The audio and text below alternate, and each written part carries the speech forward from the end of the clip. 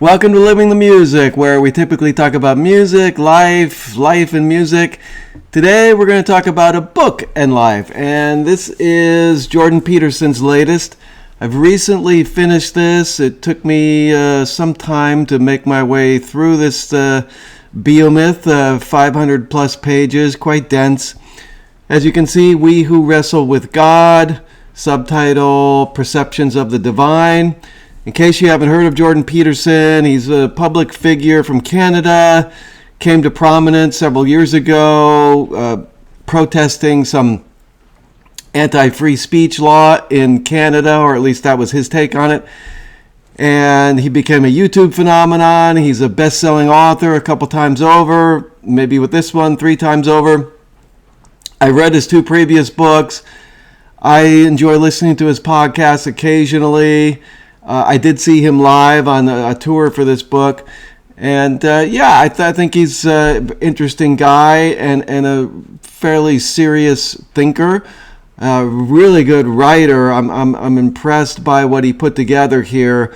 He's essentially tackling the Old Testament and trying to make it relevant for modern life. So in case you've read this book, we can sort of compare notes on this video. If you might want to read it, I'll give you a sense of what to expect. I'm just going to give you a few sprinkles of what might be there, of what is in there, and from my perspective anyway, what I got from it. And if you're never going to read it, well, maybe my sprinkles will be of some interest. So, as I say, it's about the Old Testament and his more or less psychological, existential take on the famous stories from that part of the Bible. So you got Genesis with the creation story, Adam and Eve. You got Cain and Abel.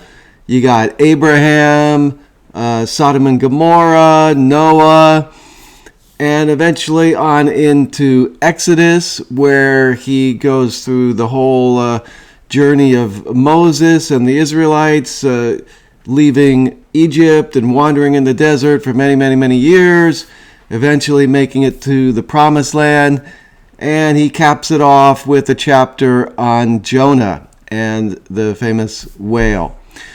So what does he seem to be getting at here? Now, he appears to be a believer in God, and I take it he's a Christian, although if you ask him to define God, I think he would need probably an hour plus, but he's making this palatable for believers, even though he's not giving a straight up, sort of religious, conservative take on everything.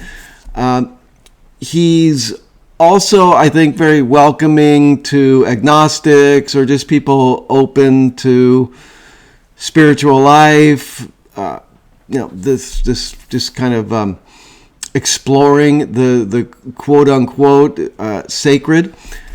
He is hard on atheists. He comes down pretty hard on them. He doesn't think they have much of a leg to stand on. Who knows? He's got his reasons, but the main thing is he keeps coming back to this idea of sacrifice, and he's really highlighting the necessity of sacrifice in life. It's about sacrificing your present desires, your present urges, perhaps whims, perhaps perceived needs, for the sake of the future, for yourself, for your family, for your community, potentially for the world at large. Now, in order to make that sacrifice, of course, you need a future that you're living into that is worth doing that sacrifice, worth giving up what you could have now for the sake of this glorious future that you're aiming towards. Your life is going to transform to the degree that you're living into a compelling future. I've heard it said that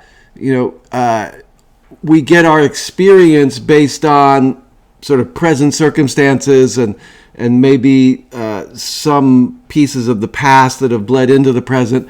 But another way to think about it is really that it's our perspective of the future that gives us our experience in the present, which is to say, if we look at the future and we're kind of, depressed or bored by what we're leaning into, that's going to give us a sort of, resigned feeling in the present.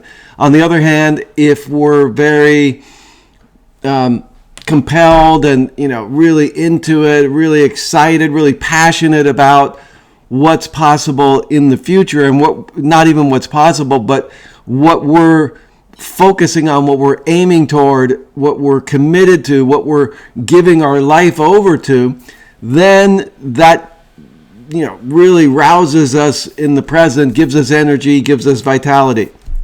So I get that, and of course he goes through these great, famous stories of Noah going on his journey with the ark, and Abraham on his journey to sort of found this new religion in a sense, and ultimately Moses, perhaps most famously of all, with an incredible, glorious adventure of demanding from the powers that be in Egypt that they let the Israelite slaves go.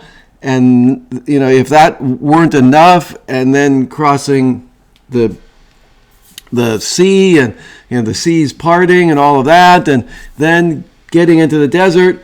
But then he's got to deal with all kinds of resistance and all kinds of, infighting among his people, faithlessness, and, he's got one problem after another, essentially. But he's steadfast, he's stalwart, and, God kind of keeps him in line, although at times it seems he negotiates with God to sort of give him pause on some of his extreme tendencies of punishment. So that's a very interesting relationship, and certainly he was delivered a meaningful life, and it's unfortunate that he wasn't allowed into the promised land because of a particular mistake that he made using force in terms of the natural world, which you'll learn about in this book if you don't know about it already. The other interesting thing that he makes as a contrast to this idea of sacrifice for a glorious future, putting you into an adventure sort of worth taking, worth a life, worth worth everything, really, and it gives you meaning. It infuses you with enthusiasm. The contrast to that is what we could call hell, and whether it's literal or figurative. And he makes the point about there's fates worse than death, and that's what he calls hell, in a sense, like hell on earth. And we can go through the miseries and depravities of the 20th century with Soviet Russia and Communist China and Nazi Germany and on and on and on. And we have our own issues these days.